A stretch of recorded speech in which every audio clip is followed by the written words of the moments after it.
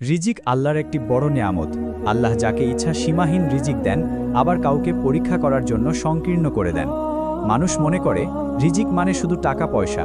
আসলে রিজিকের মধ্যে স্বাস্থ্য, শান্তি, ঈমান, সন্তানের নেক আমল, ভালো পরিবার সবকিছুই অন্তর্ভুক্ত।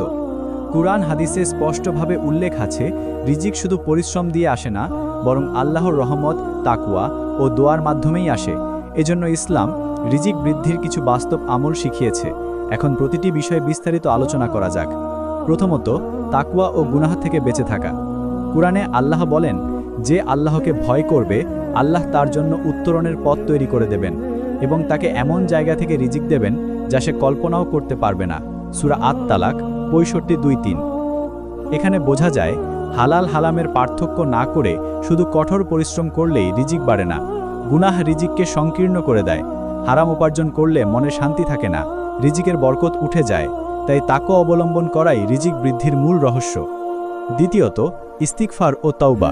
রাসূল সাল্লাল্লাহু আলাইহি ওয়াসাল্লাম বলেছেন, যে ব্যক্তি বেশি বেশি ইস্তিগফার করবে, আল্লাহ তার জন্য প্রতিটি দুশ্চিন্তা থেকে মুক্তির পথ, প্রতিটি সংকট থেকে প্রশান্তির পথ বের করে দেবেন এবং তাকে এমন স্থান থেকে রিজিক দেবেন যা সে কল্পনাও করতে পারবে না। আবু দাউদ, ইবনে মাজাহ। অর্থাৎ গুনাহ রিজিকের পথে বাধা দেয়। তাই প্রতিদিন বেশি বেশি আস্তাগফিরুল্লাহ বলা, আল্লাহর কাছে ক্ষমা প্রার্থনা করা রিজিক বৃদ্ধির বড় মাধ্যম। তৃতীয়ত, সালাতুল ফজর ও সকালবেলার কাজে বের হওয়া।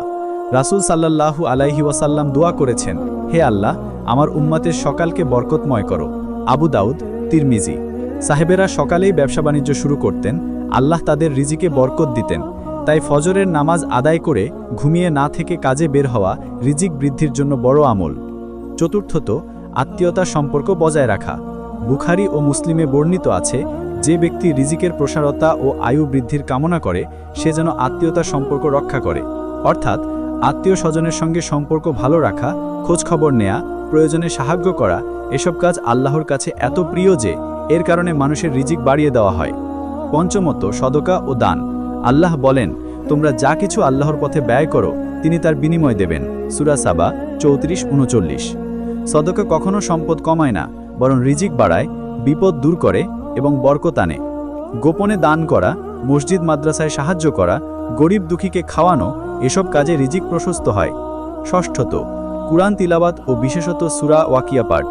সালাফে সালেহিনগণ রাতের বেলায় সূরা ওয়াকিয়া পাঠ করতেন। অনেক বর্ণনা এসেছে এটি দারিদ্রতা দূর করে। যদিও সব বর্ণনা সহিহ নয়, তবু আমল হিসাবে এটি উপকারী। কুরআনের সঙ্গে সম্পর্ক রাখলে আল্লাহ হৃদয়ে প্রশান্তি দেন এবং জীবনের সংকীর্ণতা দূর করেন। সপ্তমত, আল্লাহ